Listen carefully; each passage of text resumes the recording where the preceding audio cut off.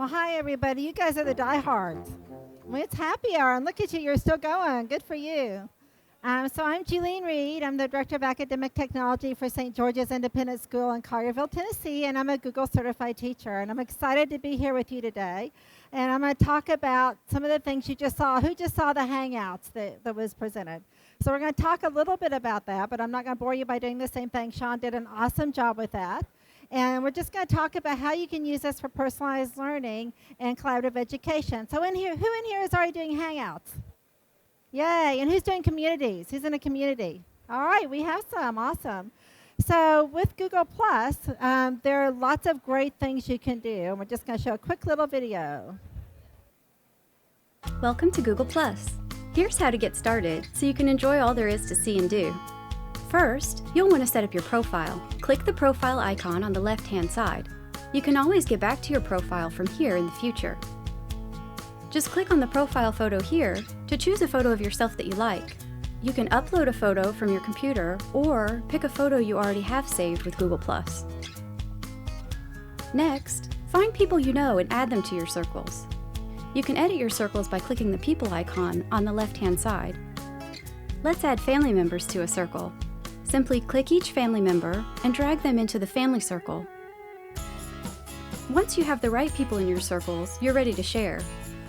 Some things in your life are only meant for certain people, like photos from a birthday party.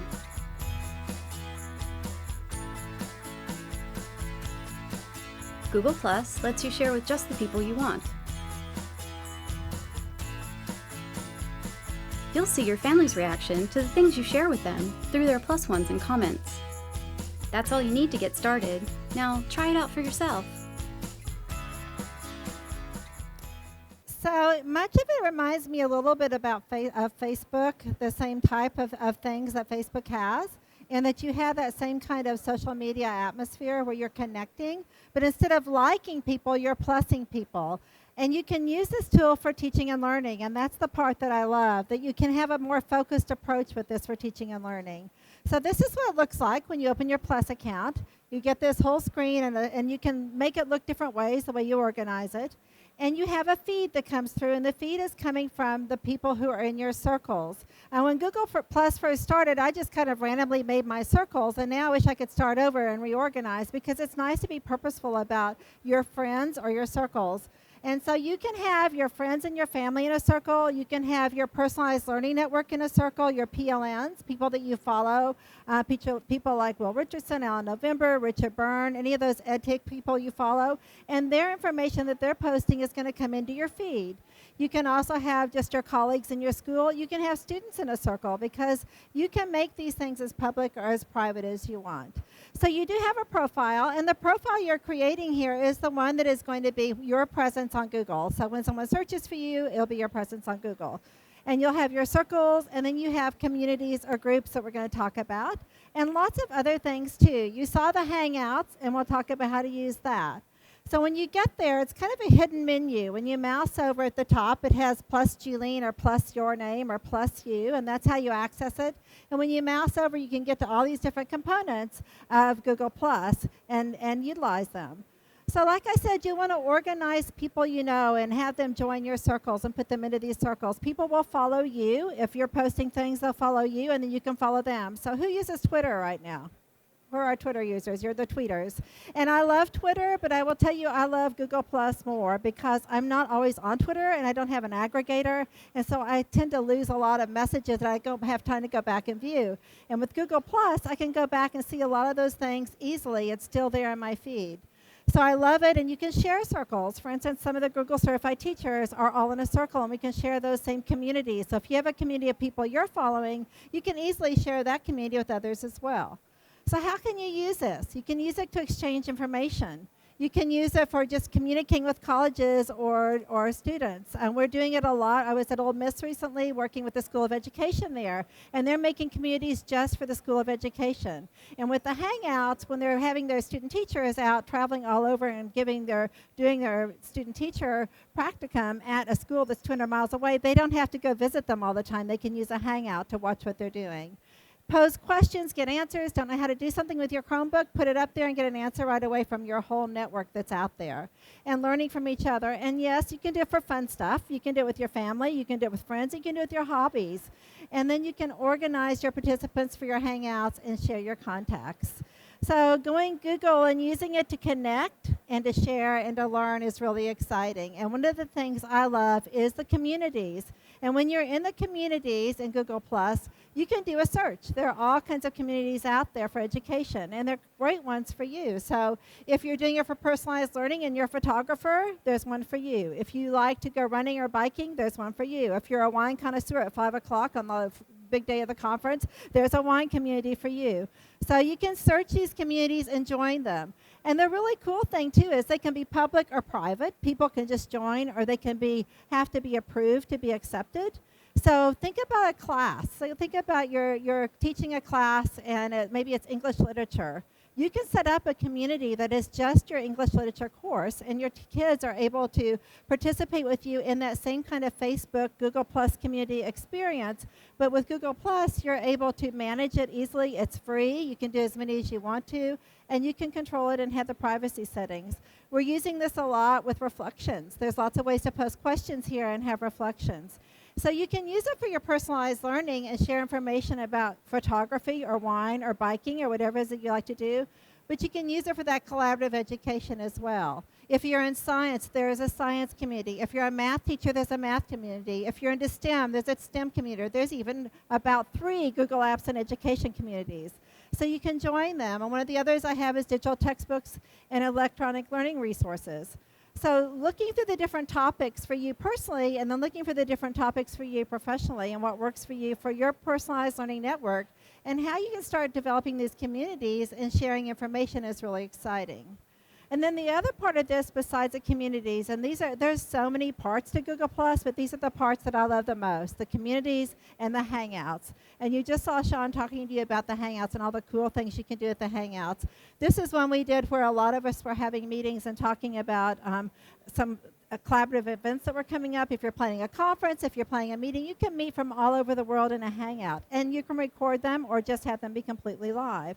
I do a lot of my collaborative work right now when I'm doing consulting through Hangouts. And the cool thing is I can sit out on my driveway or in my patio and sit out there and have 2 or 3 meetings, and it's all just done on a Google Hangout. It's so much more personal than just having a phone call or sending an email. And you may be a little comfortable at first, but you get where it's just kind of like part of life. And do you remember some of you who are young like me, do you remember when they used to say someday we'd have a phone where you could see people, and you were like, really? Well, we have all kinds of devices where you can see people now, and Google Hangouts is an awesome tool for you to use.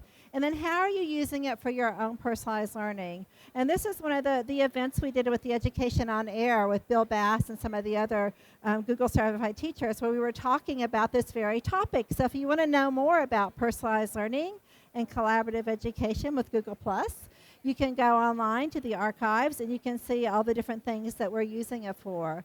It's just a great tool. You can bring in experts from other parts of the world to visit your classroom, and you record them and archive them. So if you wanted to bring in a scientist who's a specialist and a teacher teaches 5 sections, maybe they are live with one, but then you have the archive for the students to go view the other 4 times. We've even used some of these tools for flipped classroom models, where you can record yourself for 10 minutes and then have that be your screencast. So thinking about distance learning opportunities, thinking about all those global connections you can make, it's the perfect tool for that. And it's free. You can have up to about, I think, 15 in a Google Apps account joining. And then anyone over that is going to be able to view it from the stream of it that's going through YouTube. So you can just do it live, or you can have it easily be archived and recorded and go straight to your YouTube channel. It's a fabulous tool for that, but I think the greatest strength is kids talking to kids. It's us talking to each other and us collaborating in that way, and teachers talking to teachers, administrators talking to administrators, experts coming into your classroom. But the biggest power is a collaboration of kids talking to kids and working together through the Google Hangouts and having those communities to be making a difference. So not only is it a great tool for collaboration and also for personalized learning for us, it's a great tool for our students as well. If you haven't tried it, go in and just join one community. Just find one. You know, usually I tell teachers it doesn't always have to be about education when you're first learning. If you like to knit, if you're an ice fisher, there's probably a community for you. If you're an astronomer, there's a community for you. And just kind of go and look.